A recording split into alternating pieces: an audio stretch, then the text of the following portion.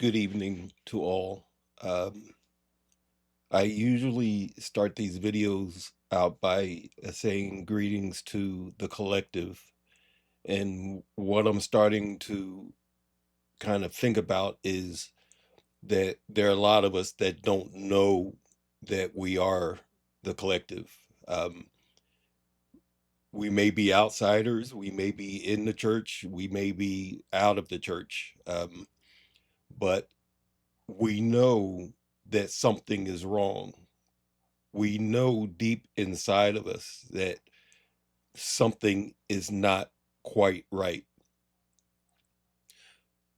We see things around us. We see science. We see certain movies, certain books, certain ideologies coming to the forefront that kind of ring true in our spirit, in our deepest of depths. But there are certain things that are keeping us from looking at what we're seeing, or exploring, I should say, what we're seeing. Um, I'm here tonight with a slightly different message. I'm here with a request. The request is for us to begin to open our minds. This path to God, to Jesus, to enlightenment, it is not an easy path. It is not a path that was made to be easy. It's going to require us to do some work. It's going to require us to be willing to get out of our comfort zone.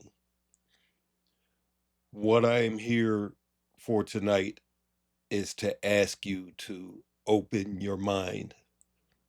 Open your mind to the possibility that there are things outside of our paradigms. Open your mind to the possibility that there are things that are expressly designed to keep you from knowing who you are. They are expressly designed to keep you from knowing who God actually is. These things are expressly designed to keep us bound. The enemy does not care what you are bound to, as long as you are bound to something. Some time ago, I asked God to tell me what the truth was. And for years, literally, that was my only prayer. Just tell me what's real. Tell me what the truth is. And God has been answering that prayer. A lot of the answers that came, frankly, created more and more questions. But what I have found in my personal life is certain bondages just kind of fell off of me. And one of the primary weights that is out here is fear. If you don't do this, this will happen to you. If you don't stay within these parameters, this is going to happen to you. I am urging you, I am begging you to open your mind and be courageous. The definition of courage is the ability to do things that scare you. What I am suggesting is that this fear that we have that is keeping us from wanting to know the truth, this fear of being an outcast, of being alone, um, I'm begging you, open your mind. And in spite of all those fears, get in your closet, you and God, and just ask God to open your mind and open your knowledge to his wisdom and his truth.